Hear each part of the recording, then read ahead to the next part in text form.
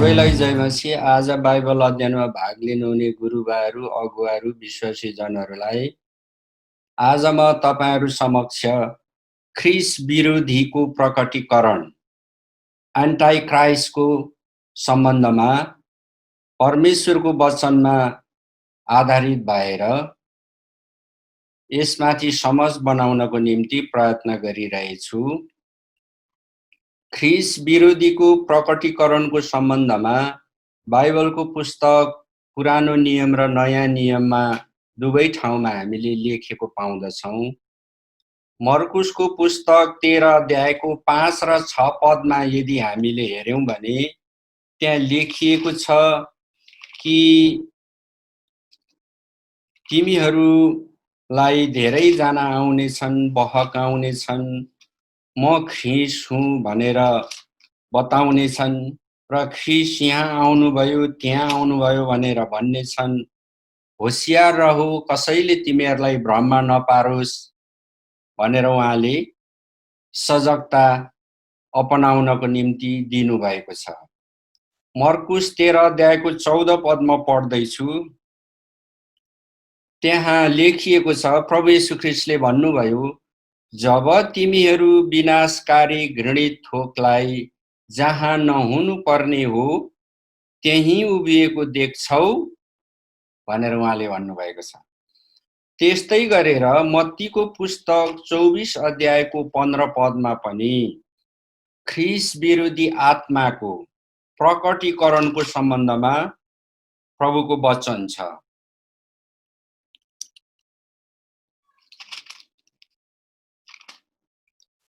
यसकारण जब तिमीहरूले दानियल अगमवक्ताबाट बोलिएको विनाशकारी घृणित थोक पवित्र स्थानमा खडा भएको देखौला, तब पाठकहरूले बुझोस् कि ख्रिस विरोधी आएको छ भनेर पाठकहरूले बुझुन् अर्थात् विश्वासीहरूले बुझुन् भन्ने प्रभु येशू ख्रिस्टले भन्नुभयो।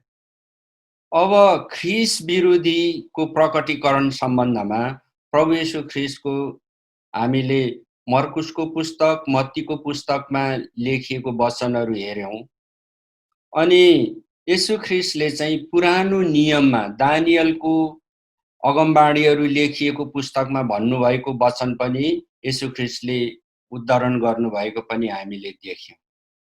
अब ख्रिस विरोधी चाहिँ को हो त? ख्रिस विरोधी भन्नाले कुनै नामको कुरा हो कि, कुनै नाम दिएको धर्म हो कि, अथवा नाम दिएको धर्म होइन कि? ख्रिस विरोधी आत्माको प्रकटीकरण अथवा ख्रिस विरोधीको प्रकटीकरण भन्नाले हामीले त्यसलाई कसरी कुन रूपमा बुझ्ने? म तपाईहरुलाई परमेश्वरले सृष्टिमा राख्नु भएको समयदेखिको विशेषताहरूलाई केही सरल हिसाबले सम्झिनको लागि सजिलो बनाउन चाहन्छु। वास्तवमा ख्रिस विरोधीको प्रकटीकरण भन्नुको अर्थ चाहिँ हलुका नभएर यो चाहिँ धेरै नै गहन अनि सघन किसिमको छ। हामी सबैलाई थाहा छ, अहिले हामीले यो युगमा कुनै पनि शैक्षिक विषयहरूमा जे प्रकाश पाएको छौं, जे ज्ञान पाएको छौं, अहिले विज्ञान र प्रविधि अनि शिक्षा जसरी बढेर गएको छ, आजभन्दा 100 वर्ष, 400 वर्ष, 500 वर्ष वा आजभन्दा 50 वर्ष अगाडि कुनै पनि विषयमा हामीलाई जे ज्ञान थियो, जे सूचना थियो, जे थाहा पाएका थियौं, अहिले आएर हामीले थाहा पाउने कुरा, अहिलेको पुस्ताले धेरै कुराहरू त्यही विषय क्षेत्रमा पाएको छ। यसको अर्थ के हो भन्दाखेरि अहिले हामीले जसरी जुन शैक्षिक स्तरमा विज्ञान र प्रविधिको तहमा हाम्रो जीवनहरू जिरहेको छौं, जसरी हामी वैज्ञानिक उत्पादनका थोक वस्तुहरू अनि साधनहरू अपनाएर जीवनलाई सरल, सहज, सुगम र एकदमै छिटो छरितो तुल्याइरहेको छौँ।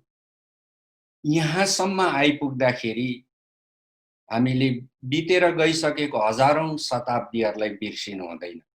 किनभने त्यो हजारौं हजार वर्षमा पुस्तौं पुस्ताहरू खर्चिएको कारण आज हामी यस अवस्थामा छौँ। अब यो कसरी आयो भन्दाखेरि परमेश्वरको प्रगतिशील प्रकाश अर्थात् परमेश्वरले उहाँमा भएको जीवनको रहस्यलाई पुस्ता पुस्ता पुस्ता पुस्ता गरेर सिकाउनु भयो र अहिले हामी यस अवस्थामा छौँ।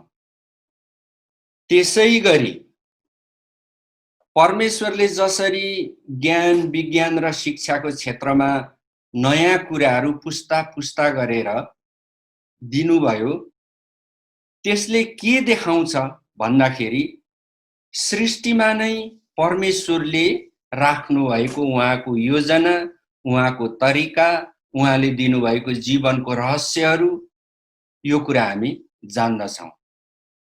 अब एउटा सवालमा जाउँ, ख्रिस्ट विरोधी हुनु वा ख्रिस्ट विरोधी नहुनु भन्ने सवाल चाहिँ के हो? अर्को भाषामा भन्ने भने हामीले कसलाई ख्रिस्ट विरोधी भन्ने र को चाहिँ ख्रिस्ट विरोधी होइन भनेर भन्ने। वास्तवमा ख्रिस्ट विरोधी हुने र नहुने सवाल चाहिँ आत्मिक विचारको क्षेत्रसँग गाँसिएको छ। यसो भन्नुको अर्थ के हो भन्दाखेरि उत्पत्तिको हिसाबले अर्थात् उत्पत्तिको हिसाबले भन्नाले कुनै पनि कुराको उत्पत्ति, मानिसको उत्पत्ति, जीव जन्तुको उत्पत्ति, वनस्पतिहरूको उत्पत्ति, हामीले चढ्ने मोटर बाइकको उत्पत्ति, हवाई जहाजको उत्पत्ति, पानी जहाजको उत्पत्ति, पण्डुब्बीको उत्पत्ति, समुद्रमुनि कुद्ने पण्डुब्बीहरूको उत्पत्ति, अर्थात् हामीले लगाउने गरगहना बहुमूल्य वस्तु पत्थरहरूको उत्पत्ति, हामीले बनाएको घरहरू कुँदिएको हुन्छ, विभिन्न त्यसको ढाँचाहरू हुन्छ, रूपहरू हुन्छ, बनोटहरू हुन्छ, त्यसको उत्पत्ति, उत्पत्तिको हिसाबले भन्नाले यही कुराहरू। परमेश्वरले उत्पत्ति गर्दाखेरि कुनै सृष्टिमा वस्तुहरूलाई बनाउँदाखेरि हरेक वस्तुमा गति र नियम राख्नु भएको छ। जस्तो सुन, जस्तो मानिलिउँ तपाईले हाइड्रोजन ग्यास, जस्तो मानिलिउँ कार्बन वा भनौँ एसिड वा हामीले खाने फलफुल आँप केरा अर्थात् कुनै जीव जन्तु जस्तो मानिलिउँ बाघ भालु, पन्छीहरूमा परेवा मयूर, यी कुराहरूको सृष्टि हुँदाखेरि त्यो वस्तुमा जुन किसिमको गति र नियम परमेश्वरले राख्नु भएको छ नि, त्यो गति नियम जसले त्यो कुरालाई चलाउँछ। एउटा परेवा के छ, एउटा ढुकुर के हो, ऊ चाहिँ प्रेमिलो स्वभावको हुन्छ, आफ्नो परिवारको सदस्यहरूलाई हेरचाह गर्छ, माया गर्छ। अनि ढुकुरलाई हामीले पवित्र आत्माको प्रतीक मानेको छौँ, परेवालाई हामीले शान्तिको प्रतीक मानेको छौँ। किन? त्यो कुरा त्यो वस्तुभित्र परमेश्वरले गति र नियमको रूपमा राख्नु भएको छ। त्यो गति र नियमले नै त्यो वस्तु के हो भन्ने कुरालाई बुझाउँछ। मानिस के हो भन्ने कुरा चाहिँ परमेश्वरले मानिसलाई अद्भुत तरिकाले सृष्टि गर्दा मानिसलाई तीनवटा कुरामा राख्नुभयो। एउटा शरीर, अर्को प्राण, अर्को आत्मा। शरीर, प्राण र आत्माको संयुक्त रूप के हो? मानिस हो। मानिसमा शरीर, प्राण र आत्मा राख्दा परमेश्वरले उहाँको गुणहरू, विशेषताहरू, उहाँको समरूपताहरू राखिदिनु भयो। अर्थात् संसारमा सृष्टिमा देखिएका जति पनि कुराहरू छन्, अनि विज्ञहरूले भनेको छन् अहिले हामीले जति कुराहरूलाई हाम्रो आँखाले संसारमा अनुभूति गरेको छौँ, देखेको छौँ, जानेको छौँ, हामीले नदेखेका कुराहरू चाहिँ त्योभन्दा 3 भाग बढी छ भनेर विज्ञहरूले त्यो क्षेत्रमा बताइरहेको अवस्था पनि छ।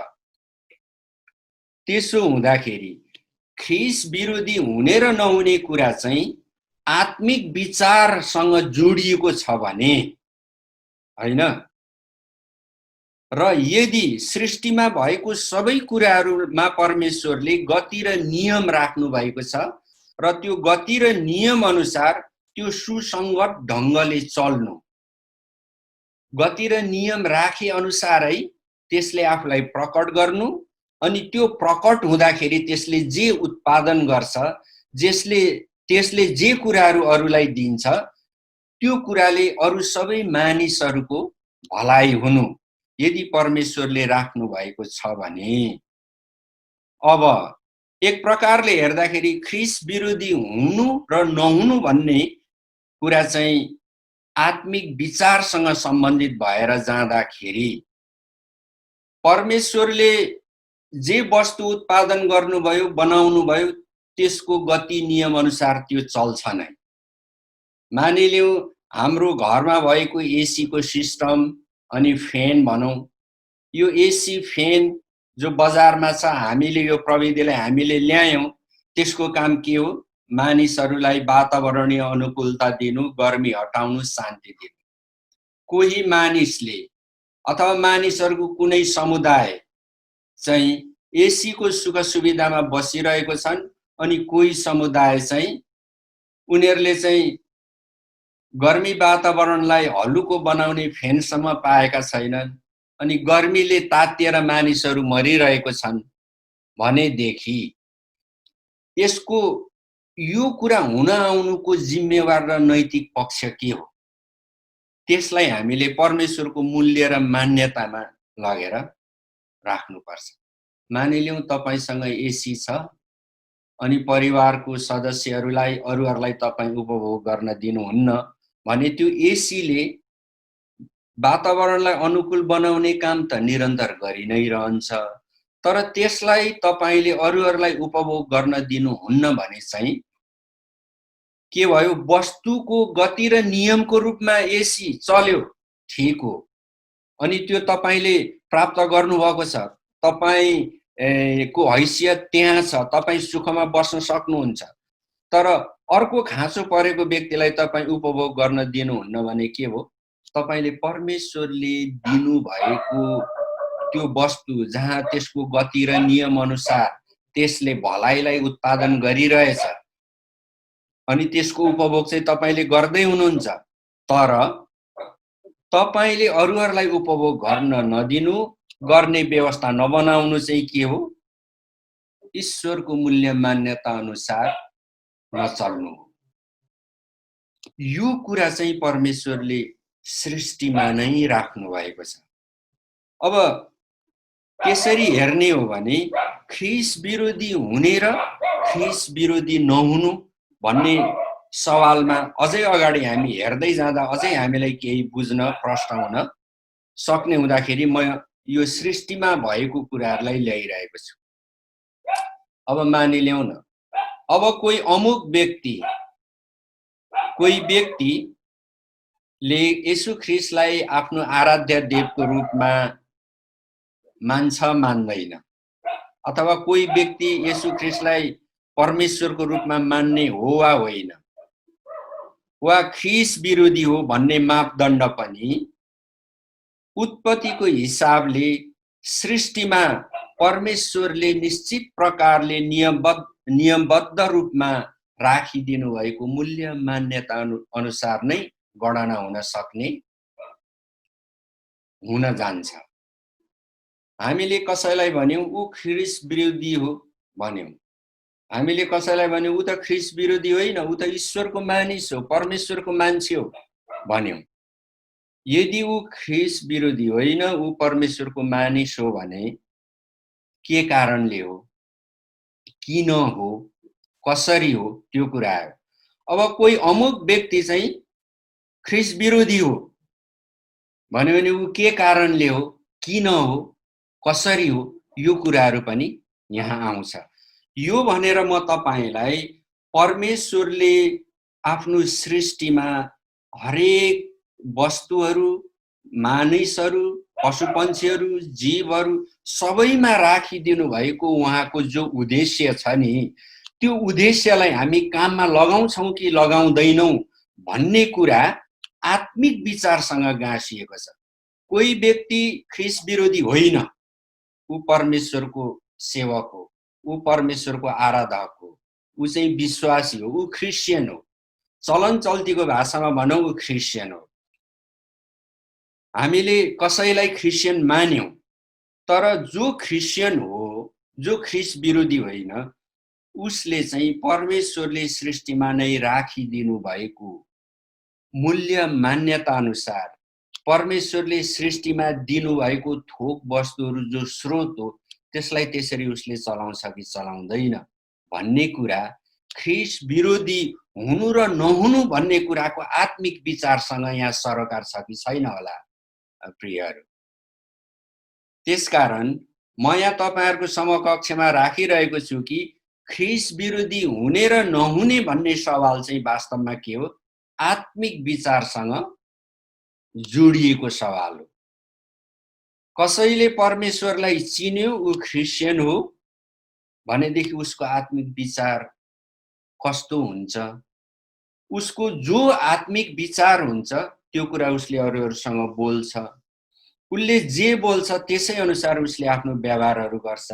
चाहे उसको व्यापार बढाउन होस्, चाहे उसको इन्जिनियरिङ क्षेत्रमा उसले आफ्नो स्थान बनाउन, पहिचान बनाउनुहोस्, वा राजनीतिमा सफलता पाउनुहोस्, वा जीवनको कुनै पनि क्षेत्रमा एउटा अग्रणी भूमिका निभाउनुहोस्, त्यसो गर्दाखेरि उसको आत्मिक विचार के छ?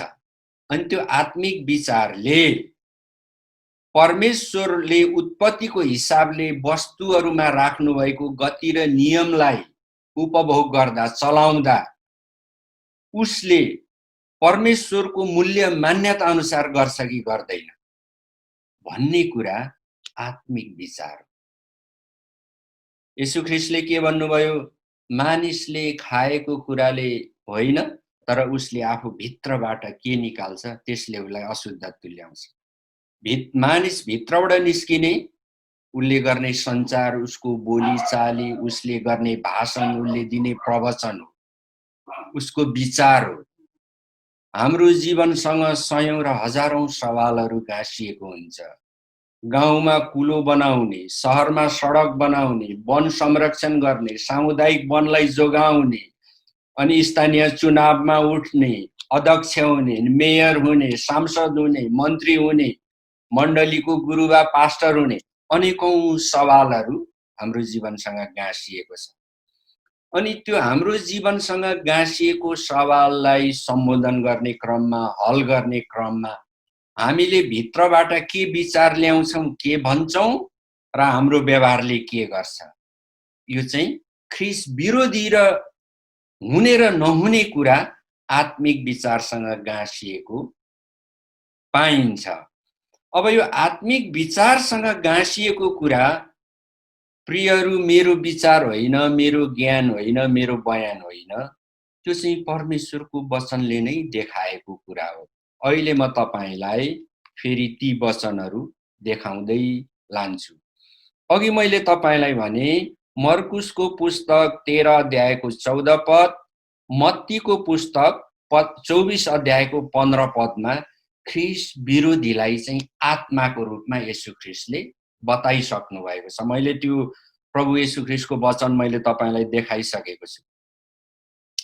यसो गर्दा अघि मैले जे भने नि ख्रीष्ट विरोधी हुने वा नहुने भन्ने कुरा के हो भन्दाखेरि, यदि उत्पत्तिको हिसाबले परमेश्वरले राख्नु भएको गति र नियम अनुसार नै हामी मानिसहरूले, विश्वासीहरूले सबैको सर्वाङ्गीन भलाइ हुने, हित हुने हिसाबले हामीले हाम्रो काम के हो? कसैको प्रधानमन्त्रीको जिम्मा छ, कसैको अर्थमन्त्रीको जिम्मा छ, कसैको भन्सार कार्यालयमा प्रमुखको जिम्मा छ, कसैको सिपाहीको जिम्मा छ, हैन? कोही चाहिँ कार्यालयको कारिन्दा होला, कोही पियन होला, कसैको काम नगरपालिकाको सडकहरू सफा गर्ने काम छ, यो कसैको साग बेच्ने काम छ। हजारौं प्रकारको कामहरू, व्यवसायहरू, पेशाहरू गर्दाखेरि परमेश्वरले वस्तुमा राख्नु भएको गति र नियमको सुसङ्गततालाई नतोडिकनै त्यो काम हुन्छ। जब त्यो काम हुन्छ भने हामीले त्यो कामबाट उपलब्धि पनि उपभोग पनि गरिरहेको हुन्छौँ। जब परमेश्वरको सृष्टिमा भएको वस्तुहरूबाट हामीले उपभोग गरेर हाम्रो जीवन चलाइरहेको छौँ भने हाम्रो जीवनले सर्वाङ्गीन भलाइको, सबैको भलाइ कल्याण हुने हिसाबले काम गरिरहेको छ कि छैन, त्यो चाहिँ ईश्वरको मूल्य मान्यता हो। त्यो हामीले आराधना गर्ने परमेश्वरको मूल्य मान्यताको कुरा भयो। अब त्यो अनुसार हामीले गरिरहेको छौँ कि छैनौँ? गरेको छौँ, हाम्रो आत्मिक विचारसँग जोडिएको छ। गरेको छैनौँ, त्यो पनि हाम्रो आत्मिक विचारसँग जोडिएको छ। मर्कुस 13 अध्यायको 14 पद, मत्ती 24 अध्यायको 15 पदले देखाएको कुरा येशू ख्रीष्टको वचन अनुसार ख्रीष्ट विरोधी हुनु र नहुनु भन्ने कुरा केमा जोडियो? आत्मिक विचारसँग जोडियो। अनि यो कुरा चाहिँ विश्वव्यापी सार्वभौमिक सच्चाइ हो, सार्वभौम सत्य हो, सार्वभौम सिद्धान्त हो। यो ख्रिस्चियनहरूलाई जसको सांस्कृतिक धार्मिक पहिचान ख्रिस्चियन छ तिनीहरूलाई पनि लागू हुन्छ र जसको धार्मिक सांस्कृतिक पहिचान ख्रिस्चियन भन्ने नाममा छैन तिनीहरूलाई पनि लागू हुन्छ। किन लागू हुन्छ? हामीलाई थाहा छ परमेश्वरको न्याय ख्रिस्चियनहरूलाई मात्रै हुँदैन, पृथ्वीमा भएका सबै पृथ्वीवासीहरूलाई परमेश्वरले एक दिन न्याय गर्नुहुन्छ। किन न्याय गर्नुहुन्छ? परमेश्वरले यो मैले अहिले बताएको सत्यलाई, तथ्यलाई पृथ्वीको जीवनमा राख्नु भएको छ, पृथ्वीको व्यवस्थामा राख्नु भएको छ, पृथ्वीको नियम कानुनमा राख्नु भएको छ। त्यसैले ख्रीष्ट विरोधीको प्रकटीकरण चाहिँ आत्मिक विचारसँग जोडिएको कुरा हो। तपाईसँग आत्मिक विचार छ, मसँग आत्मिक विचार छ। हाम्रो गाउँमा, हाम्रो सहरमा, हाम्रो देशमा, हाम्रो पृथ्वीमा कोही मानिसको पहिचान ख्रिस्चियन नामको रूपमा नहोला, तर तिनीहरूसँग पनि आत्मिक विचार छ। यो विश्वव्यापी सार्वभौमिक सिद्धान्त अनुसार ख्रीष्ट विरोधी जो आत्मिक विचार हो, हुने र नहुने कुरा त्यहाँ जोडिएको पाइयो। अब म तपाईलाई चाहिँ त्यो सार्वभौम सत्य, त्यो प्राज्ञिक कुरा, त्यो उचाइ, त्यो दर्शन शास्त्रतिर नगएर त्यो भन्दा तल झरौँ। कहाँ झरौँ भन्दा चलन चल्तीको विश्वास अर्थात् हाम्रो परम्परा, जहाँ ख्रिस्चियनहरू पनि पर्छन् अनि अरू सामुदायिक सांस्कृतिक पहिचान पाएका विभिन्न नाम भएका धर्महरू पनि पर्छन्। अब त्यसरी हेर्ने हो भने, यदि हामीले त्यसरी हेर्ने हो भने हामी ख्रिस्चियनहरूको बारेमा, हाम्रो मण्डली, हाम्रो ख्रिस्चियन विश्वासको बारेमा हामी केही चर्चा गरौँ है। अब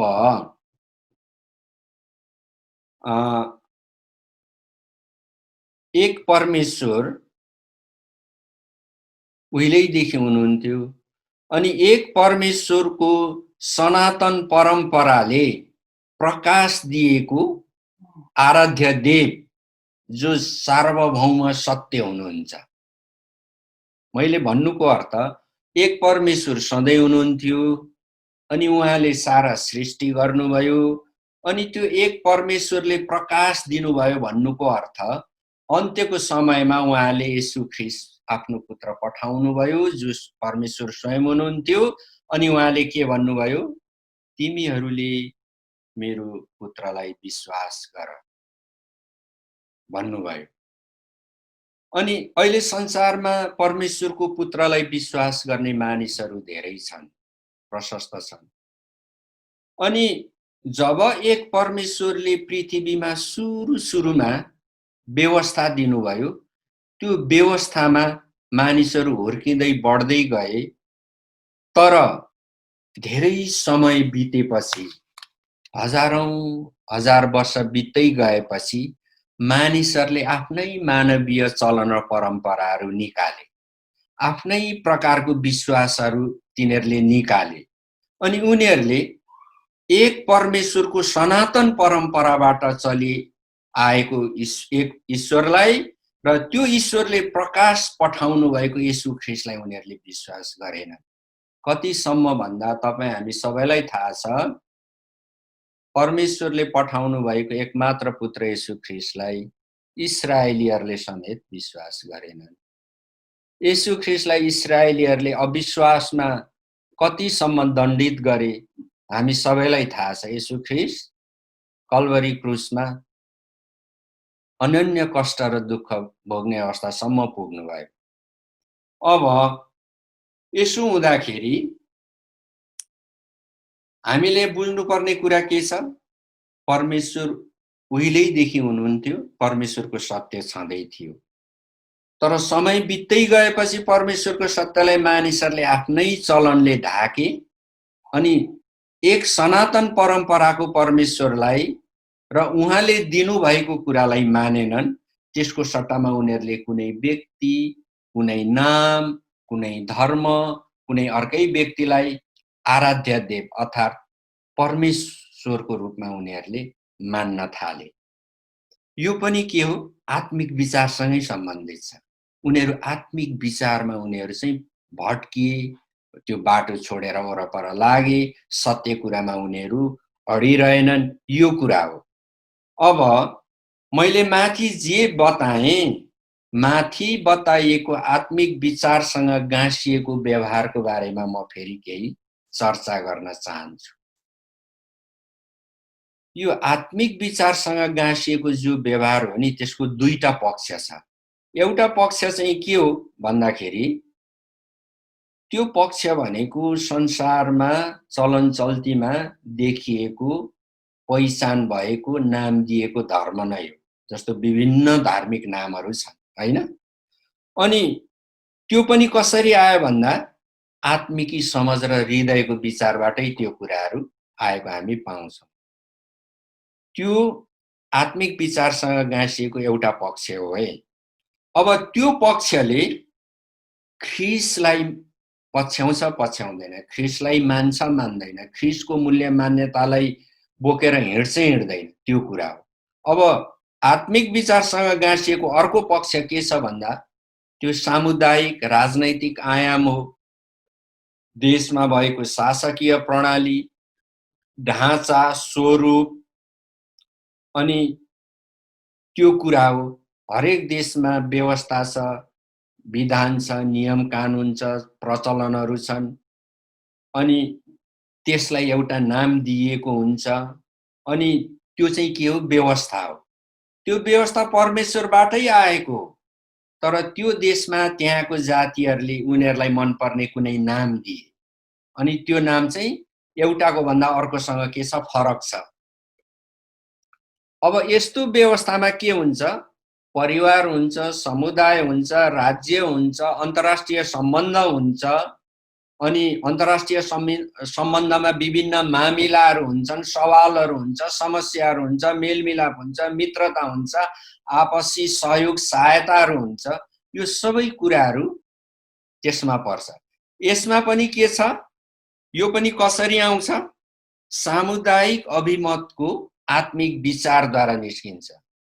जस्तो हामी कहिलेकाहीँ व्यवहारमा भन्ने गर्छौँ, यो देश त लोकतान्त्रिक प्रजातन्त्र भएको देश हो, यो देशमा त राजतन्त्र छ, यो देशमा त सैनिक तन्त्र छ, त्यहाँ मानवाधिकार छैन, त्यहाँ मानिसहरूलाई स्वतन्त्रता छैन, त्यहाँ प्रेसको स्वतन्त्रता छैन, अभिव्यक्तिको स्वतन्त्रता छैन भनेर हामी भन्छौँ। यो सबै के हो? व्यवस्थाभित्र हुन आएको कुरा हो। अब संसारमा चलन चल्तीमा भएको, मानिसहरूले चलाएको विभिन्न नाम पाएको धर्महरूले ख्रीष्टको विरुद्ध, ख्रीष्ट विरोधी हो होइन भन्ने एउटा सवाल। अर्को चाहिँ संसारको विभिन्न देश र राज्यमा भएको जो शासन प्रणालीमा जे पनि कामहरू गरिन्छ, जस्तो पनि व्यवस्था छ, ती कुराहरू ख्रीष्ट विरोधी हो वा ख्रीष्टको पक्षको भन्ने कुराहरूलाई प्रकट गर्दछ प्रियहरू, हो कि? त्यसकारण यसबाट हामी एउटा कुरा के सवालमा विचार गर्न सक्छौँ भन्दा के कुनै सांस्कृतिक पहिचान, मानिलिउँ हामी क्रिस्चियनहरू हौँ हामीलाई सबैले ख्रिस्चियनको सांस्कृतिक नामले चिन्दछ, धार्मिक नामले चिन्दछन्। यो नाम जो हामीसँग छ, त्यसो भएको कारण हामी ख्रिस्टको पक्षपाती हौँ, ख्रिस्टको अनुग्रह र व्यवस्थामा छौँ, वा हामी ख्रिस्टको नामले चिनिए तापनि हामीले ईश्वरको मूल्य मान्यतालाई स्वीकार गर्नु र नगर्नुले, व्यवहारमा त्यसलाई लागू गर्नु र नगर्नुले जो आत्मिक विचारसँग सरोकार राख्छ, जो मानिसको हृदयको विचार हो, त्यो कुरा ख्रिस्ट विरोधी हुने र नहुने भन्ने कुरासँग जोडिन्छ कि जोडिँदैन होला। मर्कुस 13 अध्यायको 14 पद र मत्तीको पुस्तक 14 अध्यायको 15 पद पढ्यो भने चाहिँ जोडिन्छ भनेर येशू ख्रिस्टले भन्नुभएको छ।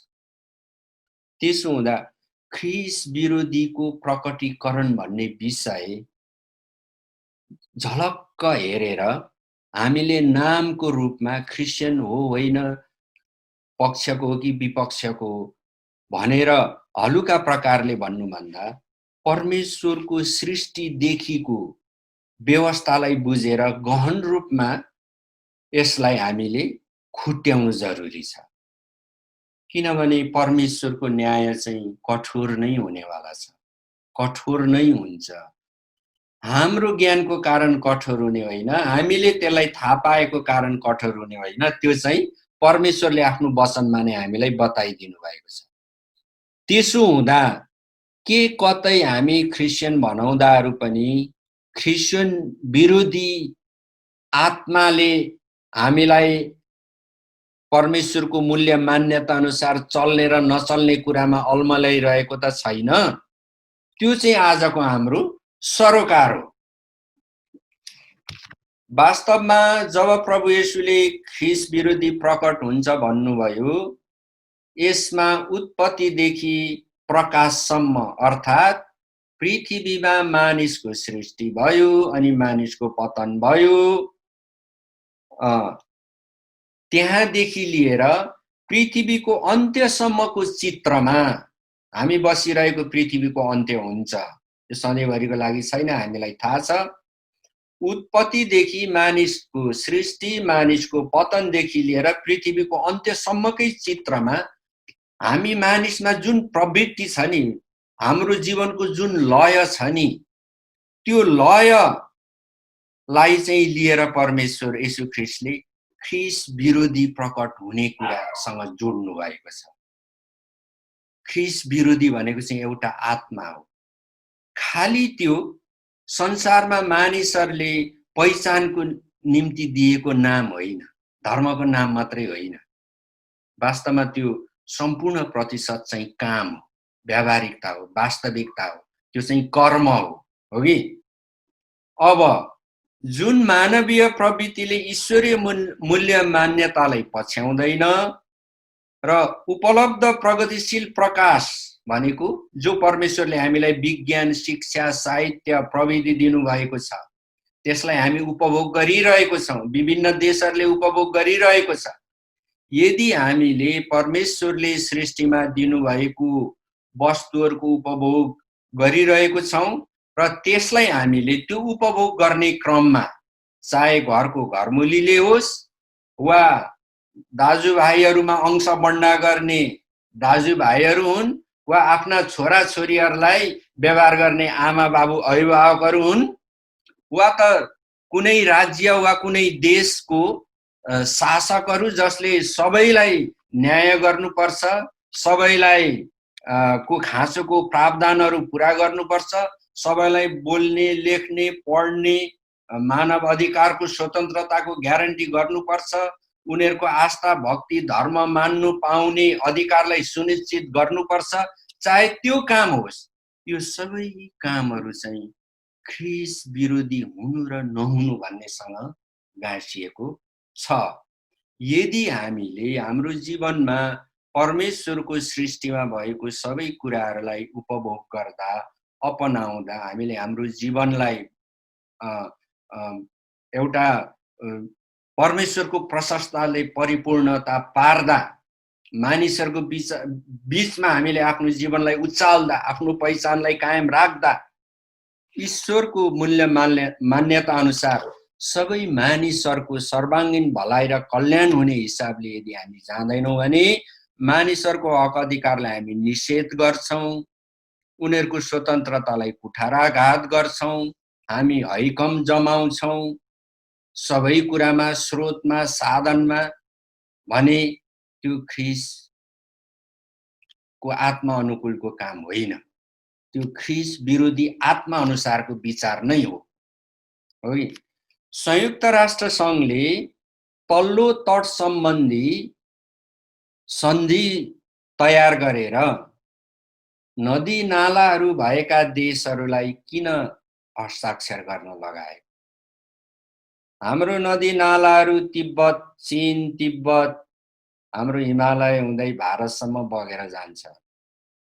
अनि नेपाल र भारत सरकारको बीचमा तल्लो तट सम्बन्धी सन्धिमा हस्ताक्षर गरिएको छ।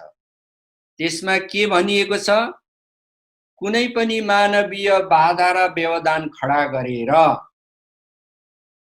त्यहाँ स्थानीय रूपमा बसोबास गर्ने मानिसहरूको जनजीवन, जीविकालाई जोखिममा पार्नु हुँदैन भनिएको छ।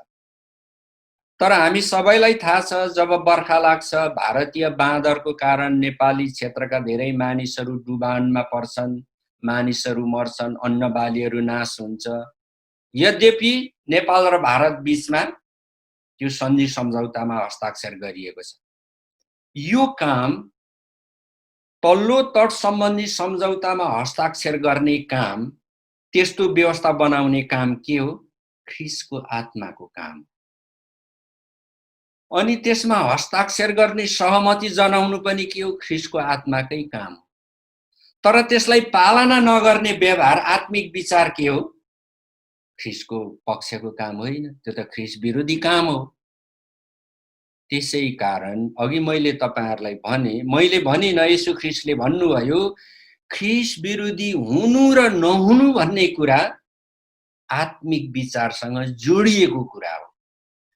तपाईसँग जे आत्मिक विचार छ, त्यो आत्मिक विचारले तपाईको बाहिरी जगतमा प्रकट हुने व्यवहारलाई देखाइरहेको हुन्छ, तपाईले लिने निर्णयलाई त्यसले बनाइरहेको हुन्छ, प्रभावित तुल्याइरहेको हुन्छ, त्योसँग जोडिएको छ। प्रिय, पहिलो यूहन्ना 4 अध्यायको 3 पदमा हामीले पढ्यौं भने लेखिएको छ, येशूलाई स्वीकार नगर्ने हरेक आत्मा परमेश्वरबाट होइन, तर त्यो त ख्रिस्ट विरोधीको आत्मा हो, जसको विषयमा त्यो आउँछ भन्ने तिमीहरूले सुनेका छौ। अब त्यो यस संसारमा आइसकेको छ। पहिलो यूहन्ना 2 को 18-23 मा पनि म पढ्छु। त्यहाँ यस्तो लेखेको छ, यो आखिरी घडी हो, परमेश्वरमा पवित्रबाट भएको अभिषेकद्वारा सत्य आउँछ, तर जति पनि शिक्षा, सिद्धान्त, नीति र व्यवहारले पिता, पुत्र र पवित्र आत्मा भएर गरिने कार्यहरू जो मण्डलीको भित्र र बाहिर गरिन्छ, त्यसलाई इन्कार गर्नेहरू, पितालाई, पुत्रलाई इन्कार गर्छ भने त्यो ख्रिस्ट विरोधी हो। जसले पुत्रलाई स्वीकार गर्छ त्यससँग पिता हुनुहुन्छ भनेर बाइबलले लेखेको छ। येशूलाई स्वीकार नगर्ने हरेक आत्मा परमेश्वरबाट होइन, ख्रिस्ट विरोधी हो। अनि यूहन्नाको पुस्तकमा चेलाहरूले लेखे, अनि त्यो प्रभु येशू ख्रिस्टले भन्नुभएको कुरा हो। अनि ख्रिस्ट विरोधी चाहिँ आइसकेको छ।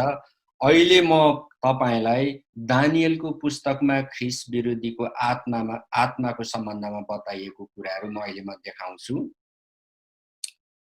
अब यी वचनहरूलाई हेर्दा यसमा ती सबै व्यक्ति, समूह, मण्डलीहरू आउँछन् जसले आफैलाई घोषित रूपमा पिता वा ख्रिस्ट कहलाउँछन्।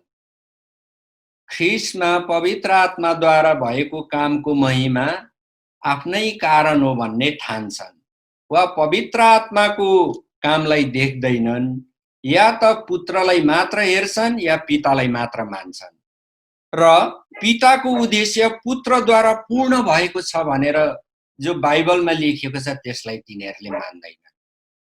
यो सबै प्रकारको ख्रिस्चियन विश्वासभित्र भएको सबै प्रकारको एकल काँटे कुराहरूलाई बोकेर हिँड्ने विचार, सिद्धान्त, नीति, कार्यक्रम के हो? सबै ख्रिस्ट विरोधी हो भनेर हामीले बाइबलमा पढिरहेको छौँ। हो कि? अहिले मैले तपाईलाई एउटा कुरा के भने भन्दाखेरि जति पनि शिक्षा, सिद्धान्त, नीति र व्यवहार आउँछ नि मण्डलीहरूको सम्बन्धमा, अनि जुन मण्डलीहरूले पितालाई मात्रै वा पुत्रलाई मात्रै वा पवित्र आत्मालाई मात्रै अथवा पिता, पुत्र र पवित्र आत्मा त्रिएक परमेश्वरको अस्तित्वलाई नमान्ने, यो सबै के हो? एकाकी र ख्रिस्ट विरोधीहरू नै हुन्। अब यो ख्रिस्ट विरोधी आत्माको बारेमा राम्ररी पहिलो पटक लेखिएको सायद दानियलको पुस्तक होला। तपाईले दानियलको पुस्तक 7 अध्यायको 8 पदमा पढ्नुभयो भने त्यहाँ ख्रिस्ट विरोधी आत्माको बारेमा लेखिएको छ। अनि दानियलको पुस्तक 9 अध्यायको 27 पदमा पढ्नुभयो भने येशू ख्रिस्टले उद्धरण गर्नुभएको वचन त्यहाँ छ। येशू ख्रिस्टले मत्ती 24 अध्यायको 15 पदमा के भन्नुभएको थियो? दानियल अगमवक्ताद्वारा बोलिएको त्यो घृणित थोक जो ख्रिस्ट विरोधी आत्मा हो त्यसको बारेमा उहाँले बताउनु भएको थियो। दानियलको पुस्तकमा लेखिएको यो ख्रिस्ट विरोधी आत्मा मा के छ म तपाईलाई भनिदिन्छु। दानियल 7 अध्यायको 8 पद तपाईले विचार गर्नुस्। त्यहाँ यस्तो छ, दानियलले जब दर्शन देख्दै हुनुहुन्थ्यो, परमेश्वरले दानियललाई दर्शन देखाइरहनु भएको थियो, अनि दानियलले दर्शन देख्दा देख्दै त्यहाँ 3 वटा सिंह देख्नुभयो। अनि त्यो 3 वटा सिंह त्यहाँ थियो। त्यो 3 वटा सिंह के होला? परमेश्वरले मलाई यो के देखाउनु भयो भनेर दानियलले विचार गर्दै हुनुहुन्थ्यो।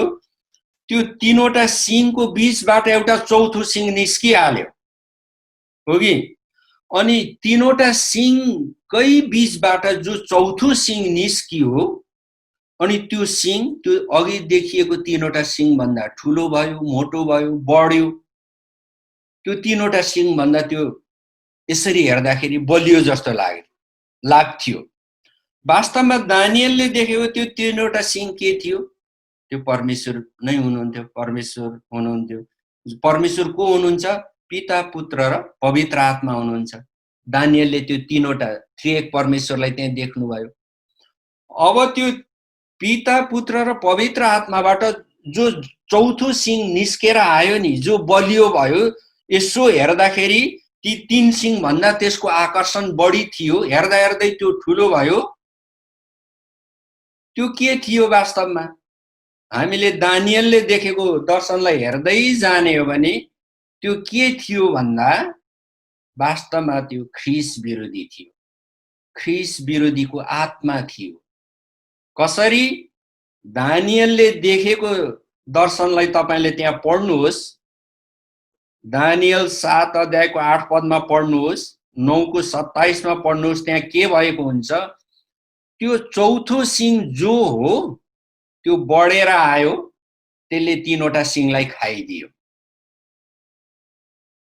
अर्थात् अब यहाँ लाखौं लाख वर्ष लामो कुरा यहाँ घुसेको छ प्रियहरू।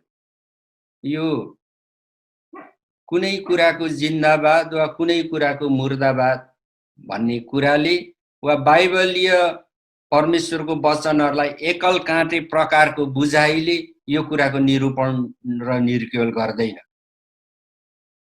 3 वटा सिंह जो देखियो, 3 बाट एउटा सिंह जो उम्रियो, त्यो उम्रेको सिंह त्यो 3 वटा सिंह भन्दा बढी चहकिलो आकर्षक थियो, बलियो भयो, त्यसले 3 वटालाई खाइदियो।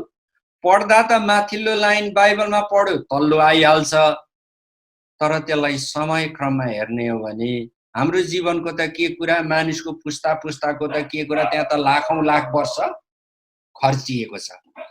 वास्तवमा त्यहाँ लेखेको छ त्यो सिंहको मानिसको जस्तै आँखा थियो र त्यो सिंहलाई अहंकारी कुरा गर्ने मुख दिएको थियो।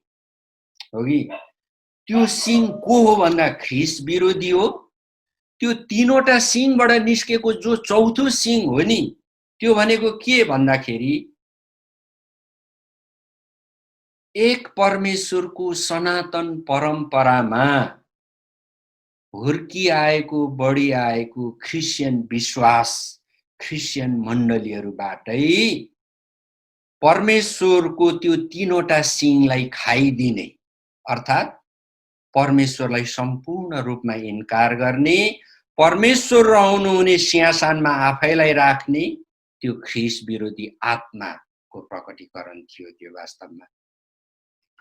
अब यो ख्रिस्ट विरोधीको आत्मालाई हामीले सामाजिक, मानविकी, राजनीतिक, सांस्कृतिक पहिचानको रूपमा हेर्ने हो भने अहिले भन्नै पर्ने हुन्छ त्यो ख्रिस्ट विरोधी चौथो सिङ क्याथोलिक पोप नै हुनुहुन्छ।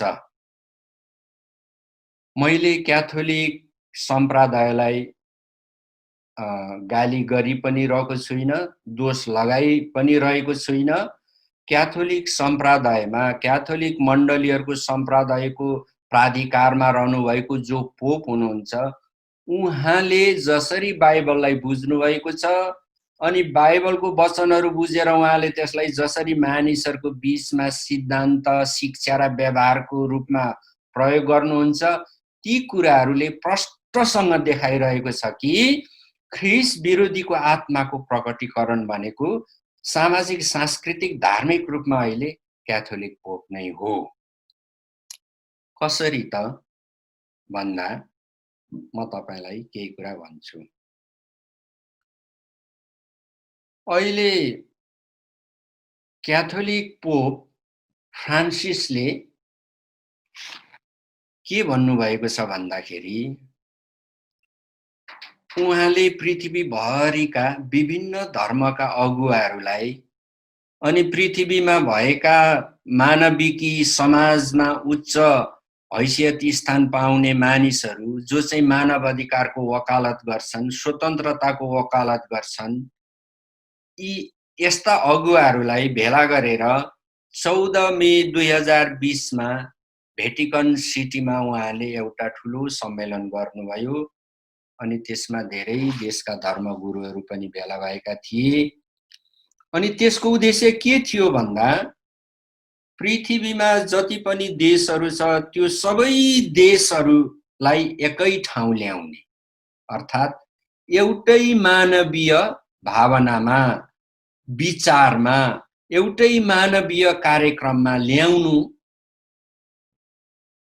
पोप फ्रान्सिसको मुख्य उद्देश्य थियो। अनि उहाँले के भन्नुभएको छ भन्दाखेरि पृथ्वीका मानिसहरूलाई पुनः शिक्षा दिन खाँचो छ। पृथ्वीका मानिसहरूले मानवीयताको उचाइ के हो, उच्चतम हैसियत के हो, त्यो सिक्नु खाँचो छ।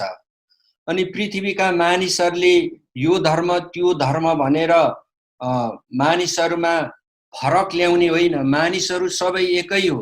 अनि पृथ्वीमा चाहिँ एउटै धर्म बनाइनुपर्छ, त्यो हो मानिसहरूको मानवीयतालाई उचाइमा राख्ने धर्म।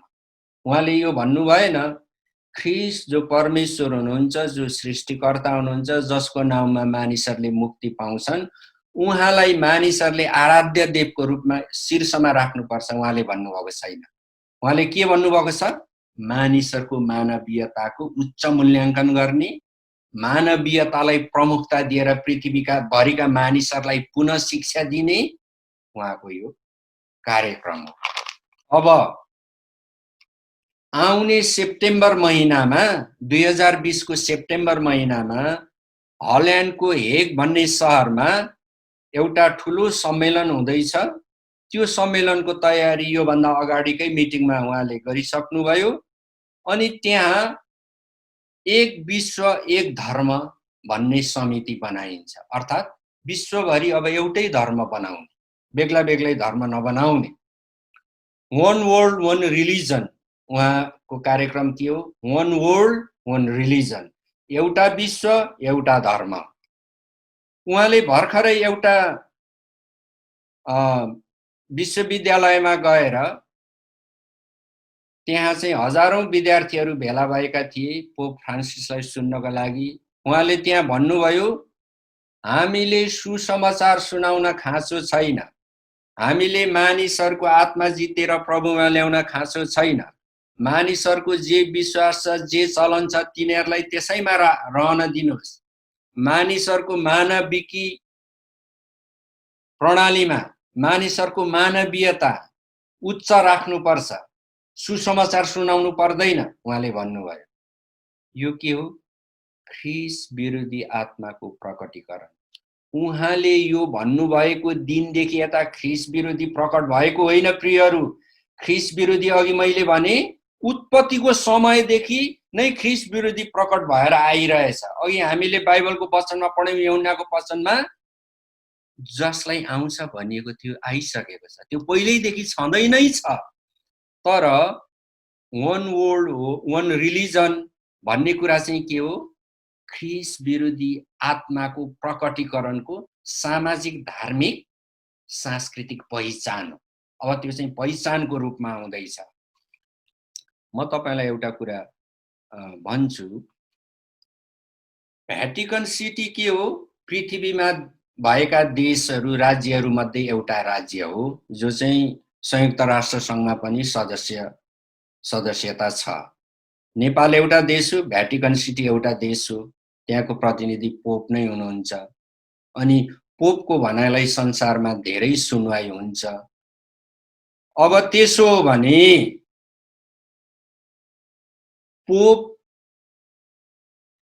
हो भने पृथ्वीमा, अब सुसमाचारतिर जाउँ प्रियहरू, पृथ्वीमा परमेश्वरले जो व्यवस्था दिनुभयो त्यसको उद्देश्य के थियो? स्वर्ग राज्यको स्थापना गर्नु। कहाँ? पृथ्वीमा, हैन?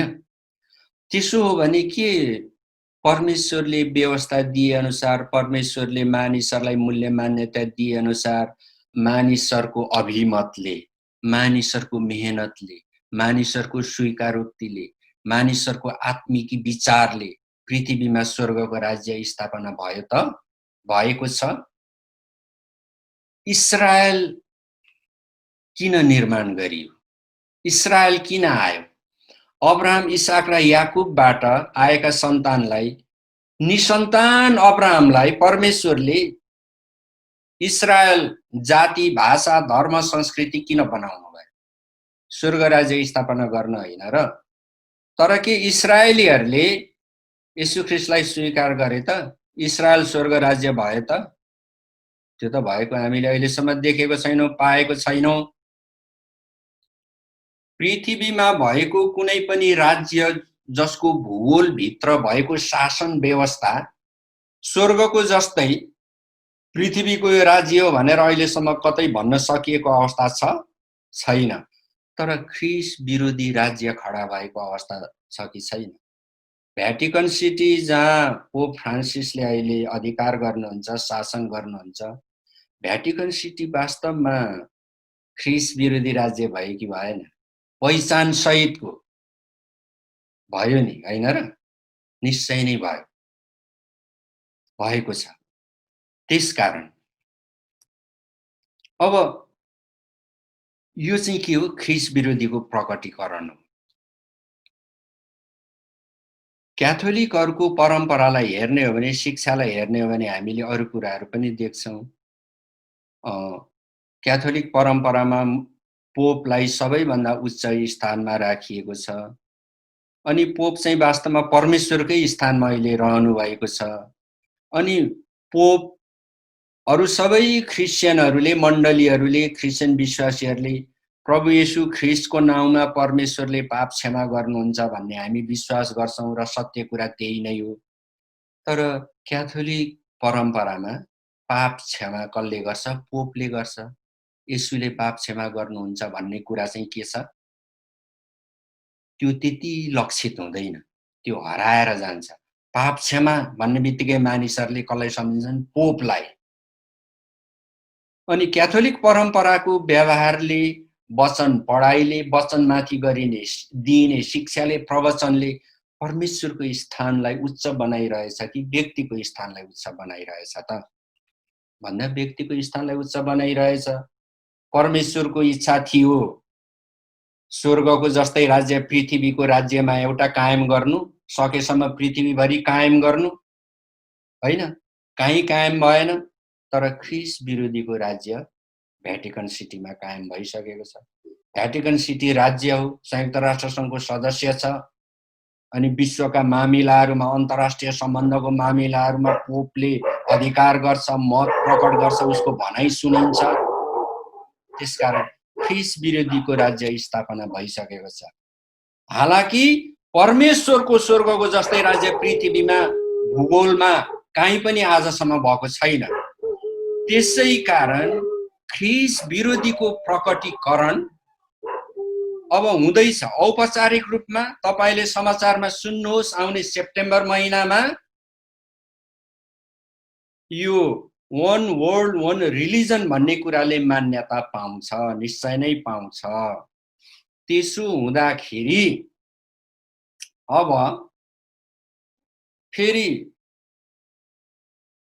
क्याथोलिक परम्पराले परमेश्वरको वचनलाई भ्रष्ट प्रकारले बुझेको हामी पाउँछौँ। अब एउटा सवाल आउँछ, क्याथोलिक नेतृत्व चाहिँ किन र कसरी भ्रष्ट भएर ख्रिस विरोधीसम्म हुन पुग्यो त? यो सवाल आउँछ। किन भन्दाखेरि परमेश्वरको वचनलाई गलत प्रकारले बुझ्नु, परमेश्वर केन्द्रित नभएर अवस्था अवसर मानव केन्द्रित हुनु, अनि मौसम र समय अनुसार परमेश्वरको वचनलाई अर्थ लगाउनु, यो कुरा के हो? यसमा ख्रिस विरोधी आत्माले काम गर्छ र डोर्याउँदै डोर्याउँदै लगेर अन्तिममा ख्रिस विरोधी बनाइदिन्छ। म तपाईलाई एउटा येशू ख्रिस्टको वचन याद दिलाउँछु। उहाँले भन्नुभएको थियो, म मेरो मण्डली यस चट्टानमाथि अर्थात् पत्रुसमाथि निर्माण गर्छु भन्नुभयो येशूले। म मेरो मण्डली यसमाथि निर्माण गर्छु, पत्रुसमाथि निर्माण गर्छु, यो चट्टानमाथि निर्माण गर्छु भन्नुको अर्थ पत्रुस व्यक्तिमाथि थिएन प्रियहरू। येशू ख्रिस्टले भन्नुको अर्थ चाहिँ पत्रुसले स्वीकार गरेको कुरा। पत्रुसले त्यहाँ के स्वीकार गरेको थियो भन त? पत्रुस, मानिसहरूले मलाई के भन्छन्? अनि येशूले फेरि सोध्नुभयो, पत्रुस तिमी चाहिँ मलाई के भन्छौ? अनि येशूले भन्नुभयो, तपाई परमेश्वरको पुत्र ख्रिस मुक्तिदाता हुनुहुन्छ। अनि येशूले के भन्नुभयो? यस पत्रुसमाथि, यो चट्टानमाथि म मेरो मण्डली निर्माण गर्छु भन्नुको अर्थ येशू नै परमेश्वर हुनुहुन्छ, येशू नै ख्रिस हुनुहुन्छ, येशूले नै मुक्ति दिनुहुन्छ भन्ने स्वीकारमाथि भनेको थियो, त्यो व्यक्तिमाथि होइन। क्याथोलिक परम्पराले सुरुमा के लियो? पत्रुस मण्डलीको मुख्य मान्छे हो, अनि अहिले म नै छु, पत्रुस पछाडि म नै छु मुख्य मान्छे। यो गलत, परमेश्वरको वचनलाई गलत तरिकाले जसरी बुझ्यो त्यसले लाँदै लाँदै लाँदै लाँदै ख्रिस विरोधीसम्म पुर्यायो। अघि दानियलको पुस्तकमा 3वटा सिंह, त्यसको बीचबाट निस्केको अर्को चौथो सिंह, अनि त्यो चौथो सिंहले 3वटै सिंहलाई खाइदिएको, जो मैले तपाईलाई प्रसङ्ग बताएँ, त्यसको आत्मिकी प्रकाश बताएँ, जो प्रकाश बुझ्न परमेश्वरले मलाई सहायता पुर्याउनु भयो। यो दिनहरूमा लकडाउनमा बसेर बाइबल पढ्दै गर्दाखेरि वास्तवमा परमेश्वरको त्यो 3वटा सिंहलाई खाएकै छ। किनभने पृथ्वीमा भएको 203वटा देशमध्ये एउटै देशमा स्वर्गमा भएको जस्तै यो पृथ्वीको राज्य, स्वर्गको जस्तै पृथ्वीको राज्य, धार्मिकताको राज्य भन्ने कुनै एउटै देश छैन। तर भ्याटिकन सिटी जो देशको रूपमा, राज्यको रूपमा छ, त्यहाँ चाहिँ ख्रिस विरोधी प्रकटीकरण भइसक्यो। भनेपछि परमेश्वरको 3वटै सिंहलाई त्यो चौथो सिंहले निमिटान्य पारेर खाएछ कि खाएन छ? आज फ्रान्सिस पोप भन्दै हुनुहुन्छ सुसमाचारको खाँचो छैन, मानिसहरूलाई प्रभुमा ल्याउन खाँचो छैन, सुसमाचार प्रचार गर्नु पर्दैन, एक विश्व एक धर्म बनाउनु पर्छ, पृथ्वीभरिका मानिसहरूलाई पुनः शिक्षा दिनुपर्छ, रिएजुकेसन, पुनः शिक्षा दिनुपर्छ, एउटा नयाँ मानव अधिकार, नयाँ मानवीयता, नयाँ व्यवस्था, नयाँ उचाइमा मानिसलाई लानुपर्छ भनेर उहाँले जो भन्नुभएको छ, त्यो सबै कुराले परमेश्वरको स्थानलाई नामेट गरेर परमेश्वरको तीनै सिंहलाई खाएर अहिले ऊ मात्रै त्यहाँ छ। अर्थात् ख्रीष्ट विरोधी आत्माको प्रकटीकरण भइसकेको अवस्था छ। अब यो ख्रीष्ट विरोधी आत्माको प्रकटीकरण भइसक्नुको अर्थ के हो भन्दाखेरि अन्त्यको समयमा महासङ्कष्टमा हुने जो अवस्था हो, अवस्थाको जो गम्भीरता हो, त्यसको दर बढेर जान्छ। प्रभुले भन्नुभयो दानियल अगमवक्ताबाट बोलिएको पवित्र स्थानमा बस्ने घृणित थोक जब तिमीहरूले देखाउला तब यहुदियामा हुनेहरू पहाडतिर भागुन्, कौशीमा हुनेहरू कोठाभित्र पसेर बहुमूल्य वस्तु निकाल्ने विचार नगरून्। भन्नुको अर्थ के हो? समयले तपाईं र मलाई परमप्रभु परमेश्वरमा येशू ख्रीष्टमा एकनिष्ठ हुनको निम्ति एकदमै यो एउटा चाहिँ एकदमै महत्त्वपूर्ण बुलाहाट दिइरहनु भएको छ। हामीले हाम्रो थोक वस्तुहरूलाई सिधा पार्ने, सपार्ने, हाम्रो विश्वासलाई अझै बलियो बनाउने काममा हामी लागिहाल्नु पर्नेछ। कौशीमा हुनेहरूले कोठाभित्र भएको बहुमूल्य वस्तु निकाल्नको निम्ति समय खेर नफालुन्। अर्थात् जब तिमीहरूले घृणित थोकलाई पवित्र स्थानमा बसेको देखाउला तब सम्झ बेला आइसक्यो। के को बेला आयो? विपत्तिहरू आउने, मानिसहरू मर्ने बेला आयो मात्रै भन्नु भएन। त्यो बेला त्यसमा पनि गाँसिएको छ।